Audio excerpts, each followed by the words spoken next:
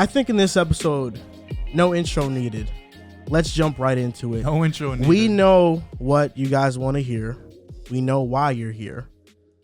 Tua had a great game. Drew, you have a Tua jersey on. Is it? The Dolphins beat the Ravens 42-38, 21-point fourth quarter comeback. Teams trailing by 21 in that scenario have been 0-711. Drew, the floor is yours. This is an L for you. You're a Ravens guy. I am a Ravens guy. Deeply Ravens guy. No. Well, needless to say, Sunday was electric. One of the better days of my regular season career. You know, usually I carry a laptop every time we do a show. And I knew this moment was going to come at some point in time during this season. I wasn't sure which week, but I knew it would come. So I wrote down here in this book of mine a list of names for the people that doubted Tua Tagovailoa. You gonna open the book? Bro's got a journal. Yeah, this is nuts.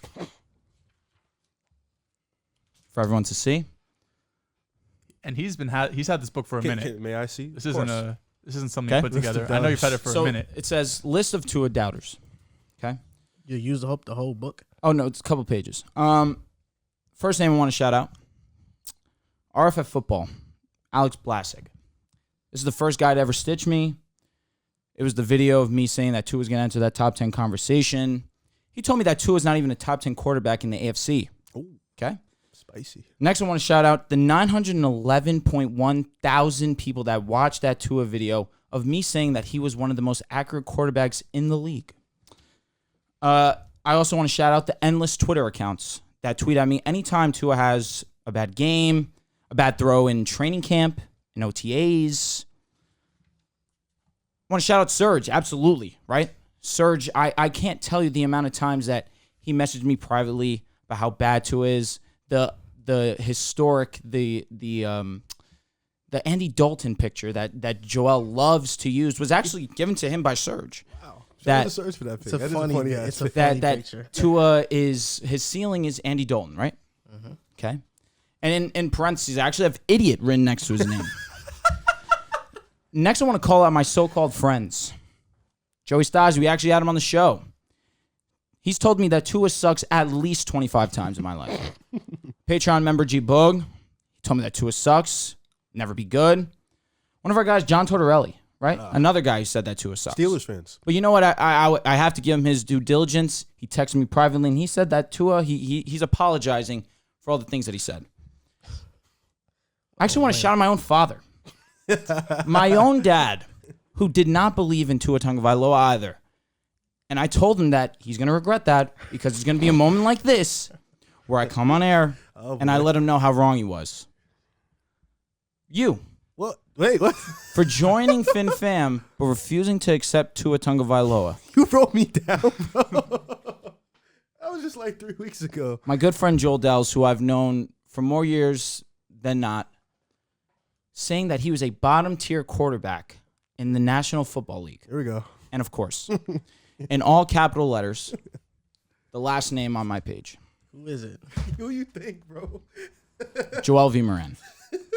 Me? I had to sit here for a year and take endless abuse about how Tua's mediocre. To be kind, Tua's bad. He'll never be a franchise quarterback. He's got a weak arm. One of the worst quarterbacks in the league. His ceiling's Jimmy G. Now, on Sunday, we saw Tua absolutely erupt. First half, not the greatest. Touchdown, 2 INTs. But it's a tale of two halves in the National Football League. Threw for over 300 yards in the second half, threw for 5 touchdowns. Ended the game with 6 total touchdowns, 469 yards, and down 21 in the fourth quarter, goes and scores 4 straight touchdowns to win the game on the road against one of the best teams in the National Football League, the Baltimore Ravens. Now, I was emotional. I won't lie. I really was. Because I knew it was inevitable that Tua was going to have a breakout game. But I never imagined 469 yards, 6 touchdowns against the Baltimore Ravens. Down 21 points. No way. But I knew Tua inevitably would prove me right. And you know what's the beauty of this all? The name of the show, Pick a Side Podcast. Because when you pick a side and you're on the right side of history, but you know what? You stick to it. You don't doubt yourself. You trust in your guns. Sometimes it pays off. And you have moments like this. A true victory lap. Shout out to Tua and absolutely the unbelievable game that he had. You got to give credit to the wide receivers. Absolutely, Tua. And listen, of course, this is all credit to Tua, but it would not be possible without Tyreek Hill, Jalen Waddle, the amazing offensive line that showed out this past Sunday. Mike McDaniel called an amazing game. But at the end of the day, the quarterback has to execute, and that's exactly what Tua did. I had to sit here for a year, take abuse from this man every single week. And he likes to, and the crazy part about it, actually, now that I'm sitting here thinking about it, he had the audacity to go onto his show, The Crunch Time. Make sure you tune into that, actually. And say that it's time to stop being so hypercritical of Tua. When that's absolutely all this man has done for the past year. He tried to hit me with some BS line before the show about how he said that Tua's going to have a great statistical season. He never doubted that. But you know what? That means absolutely nothing when you refuse to pick a side. Shout out to Tua and shout out to the Fin fam. Shout out to those that never doubted Tua and was able to celebrate this moment. It's the regular season, so we're not satisfied. But this is a great start to the season. 2-0 against the division rival, the Patriots, one of the best teams in the AFC, in the NFL, the Baltimore Ravens. But now this is the true test. The Buffalo Bills, who have been probably the best team in football. Bills Mafia. But let's celebrate this one while we can, boys.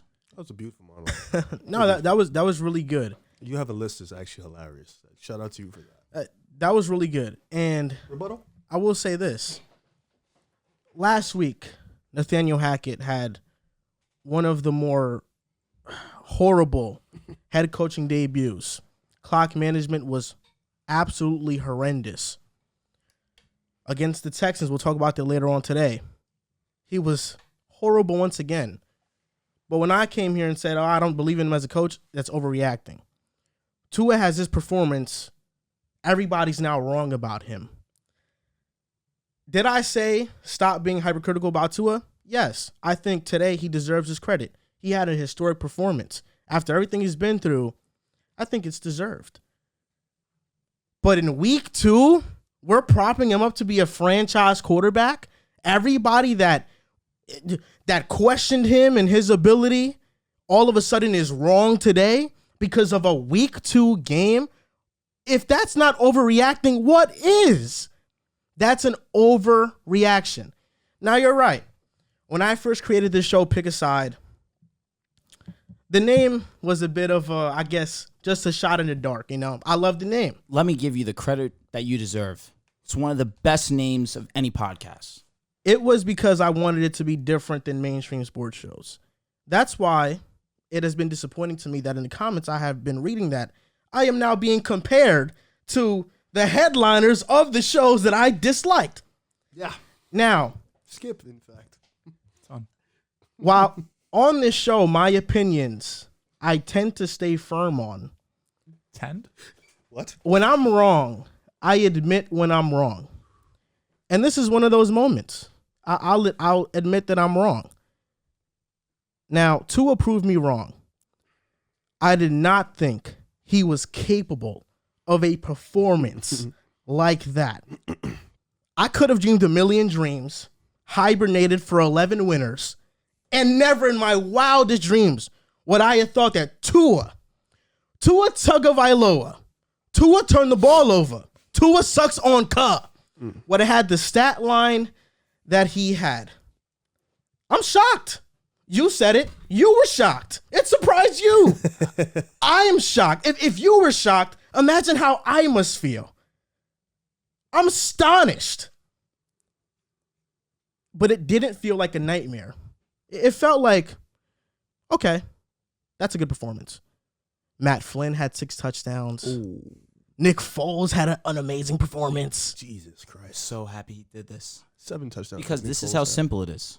None of those quarterbacks were down 21 in the fourth quarter on the road against the Baltimore against one of the better defenses in the league. With that being said, let's be honest about what happened. Did Tua make some amazing throws? Yes. I'm not here to say that, he was throwing a wide open guy. It wasn't that impressive. The performance was impressive. It's as simple as that. It was impressive. But did the Ravens blow coverages? Yes. Did Tua capitalize on that? Yes. The Dolphins had over 220 yards of yak. It's almost half of Tua's yards. Jalen Waddle and Tyreek Hill, they get the ball, they're going 15-plus yards, and that was chunk yards each time. Did this performance change where Tua ranks in the AFC amongst top quarterbacks? Joel and Riv, because I know you are insanely biased, but I'll even ask you, Drew. Is he up there with Mahomes? Hell no. Josh Allen? Not even close. Justin Herbert? Nope. Lamar Jackson? Negative. Even Russell Wilson, who's been struggling? Nah. Would you put Tua there? What about Joe Burrow? We Not yet. could have the conversation. Now, I knew you were going to say that. Isn't that an overreaction? Joe Burrow, who last season threw for 4,600 yards, 34 touchdowns, had a pass rating of 97 in the playoffs, Too early.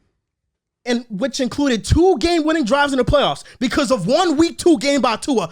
We can have the conversation. Do you want to know what why has it's not an Tua overreaction? done You want to know to why have it's that not conversation? Want to know why it's not an overreaction? Because I've had this statement said on the show already. So it's not an overreaction to me. I've already believed this. This is just you. I've already believed this. So it's not an overreaction because if you watch the show and you're a fan of it, I've been made fun of that statement endless times as well. You've said on air that Tua is better than Burrow. That he will could be be. better. Okay. I mean, okay. Although you think he could be better than Burrow, even though you have said it in the past, it's still an overreaction given their resumes up to this point. It is an overreaction. One guy has been to the playoffs, has been to the Super Bowl, and had a top 5 quarterback season last year, was in the MVP race. He was amazing. Now, this is a fact. In our NFL predictions for the AFC, I had the Dolphins going 10-7. I had them missing the playoffs, being the 8th seed.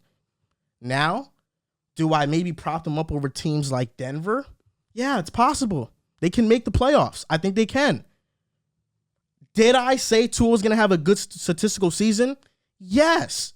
Me and Joel never once said Tua is going to be horrible in this offense and he's not going to be good. We said he's going to have a Jared Goff 2017-like season, which Tua will be great statistically. But the real issue is what's going to happen when pressure is getting home on Tua and he has to make throws in a crowded pocket? What's going to happen when they force him out the pocket and he has to make off-platform throws? Isn't that something? Because you know what we saw this past Sunday? Tua making off-platform throws, That's true. scrambling out of the pocket, He was amazing. and making You're throws. talking about the spin in the red zone? Forget about just the spin. How about the He was just game-winning down- he was down touchdown 21. where the pressure's coming? He steps up in the pocket, moves up, and high points the ball to Jalen Waddle. We're talking about the game-winning play with less than 20 seconds on the clock.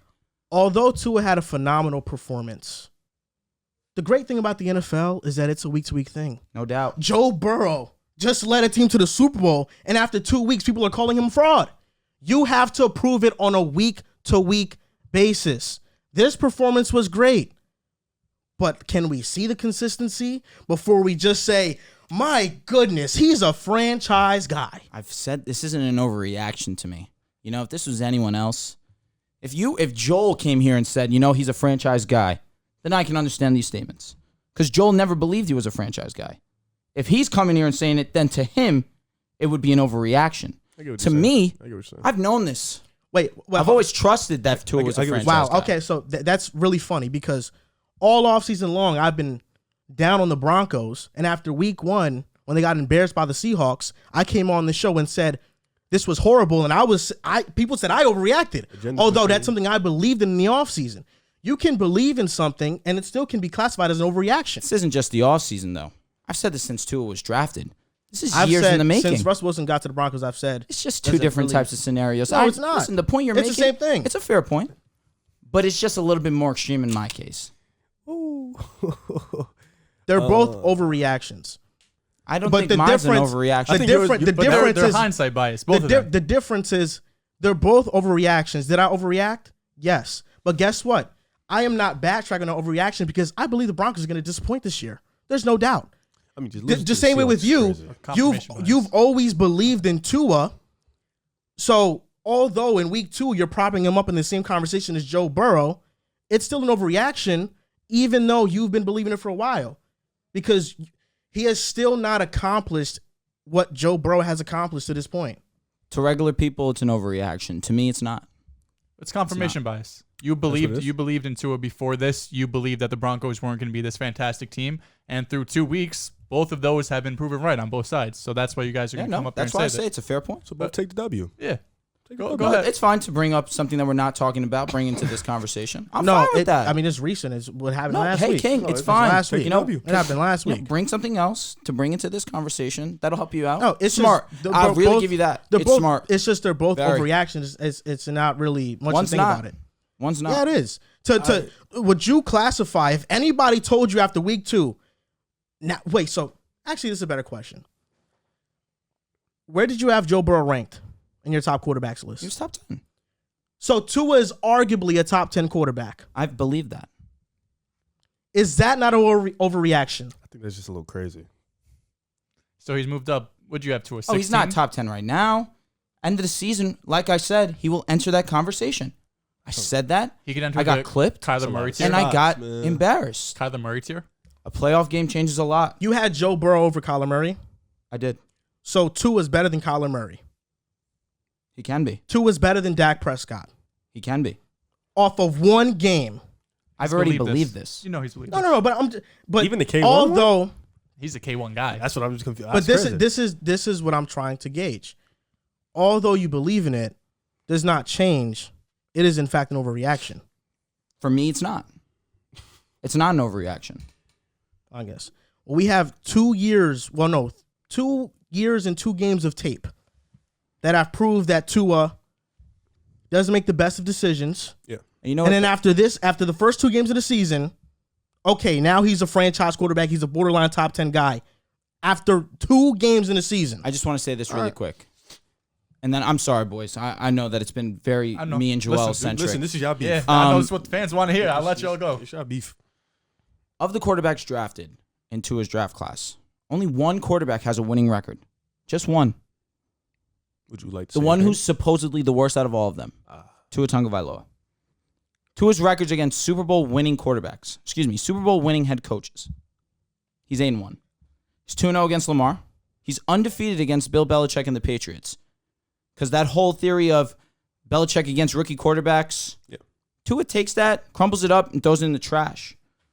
17-8 as a starter, and 7-3 in his division. Who hasn't he beat? That's facts. That's Bills facts. Mafia. The Bills have had his number. Josh Allen, baby. Bill's got a lot of people's number. Best team in the league. Bills bro. are probably the best team in the league. But this upcoming week is a true test. Like It's I in said in my Miami, right? monologue. Yes, it is. It'll be fun. in his first 2 seasons, It will be he's- extremely fun. and He has a completion percentage of 66%. Oh, Tua's been amazing. He had a completion percentage this past weekend of 72 on 50 attempts. Tua's a dog. Tua's been a dog, bro. in the Tua's fourth first quarter, 2 seasons, 199 yards, 4 touchdowns. in Tua's first 2 seasons, 13-8. In those games, he's averaged 194 yards per game. Tua had the worst offensive line last year. He had the 3rd worst rush offense last season. I think, yeah. His wide receiver 1, watch the crunch time, because you did an excellent job of breaking it down. Absolutely. Watch the fucking crunch time. Devontae Parker was his number 1 option. And we all know Devontae Parker. He gets no separation. It's a different story now because he has an offensive guy that knows what he's doing. He has 2 of the best receivers in the National Football League, a great tight end in Mike Gesicki. I'll give him that credit now. And Raheem Mostert and Chase Edmonds that are going to be very serviceable running backs. And this offensive line has been spectacular. through 2 games. I think, was it Mike just said We finally have Tua in a situation where I wanted to see him thrive, and I wanted to see him in a situation where he would be able to thrive, and here he is, proving it early. Look, you said it excellently. I think Tua, first time situation where he has a good situation around, at least offensively, because Brian Flores and that defense always came up. They held it down. They always came to play. They held it down. But in terms of offensively, Tua's finally put in a good situation. And look, I'll give him his credit. He's having great performances. He had one against the Ravens in the fourth quarter. He's been fantastic. But I think right now, this is where I'm moving. What a great day. Can you win with Tua? Day. Yes. The same way you can win with Jimmy Garoppolo. The 49ers have proven that. Jimmy Garoppolo's never had a game like this. I will say this. That Saints game was tough, though. Has Tua graduated the Jimmy Garoppolo's his ceiling take from me? Yes. He's now in the his ceiling could be Kirk Cousins, Ryan Tannehill in 2019-2020. Don't say my that ceiling. name. Ryan Tannehill's so mid.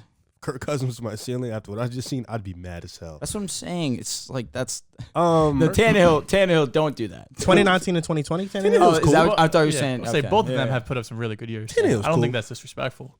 I think we're kind of in the same boat in the sense of where, for starters, Tua had a beautiful game. You know, you can't knock coming back from 21 points in the fourth quarter. You can't knock that. He had a beautiful game, amazing game. I guess I made your list. I didn't even know I made your list, but all right, cool. I couldn't let you. I couldn't. I didn't know. I I just wasn't as high on Tua. It's just I put him, and me and Dehls, we talk about this all the time. I put him in the same category as Hurts, in the sense whereof we want to see them prove it consistently for a year. Now Hurts is a little different because he made the playoffs last year, but in primetime games he wasn't that good, and in the playoffs he wasn't that good.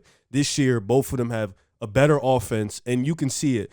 Allen is a prime example. When you get a number one receiver, things just open up. The field just 100%. opens up. He has 2 number one receivers. You know, however you want to look at Waddle, I view him as a number one. He's just a number 2. He is a number one. Yeah, it's two dynamic number 1A, one. 1A. That's when them. you have that type of game, it just opens up your game so much. It opens up the field. And Tua just looks healthier. He looks more comfortable. The offensive line's been great. Granted, it's been 2 weeks, but you got to give them the credit. They're 2-0. Baltimore, they wasn't supposed to get out with that win. They got the win, and they beat the Patriots.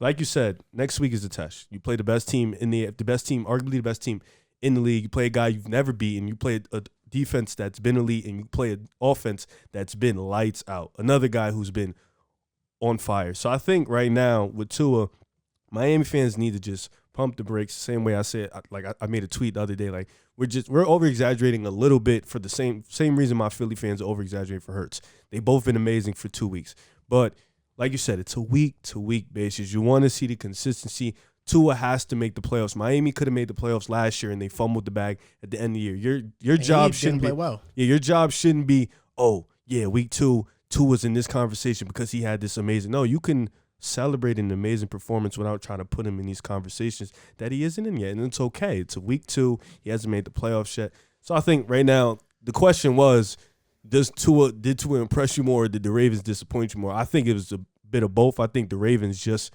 they've known to be a disciplined defense.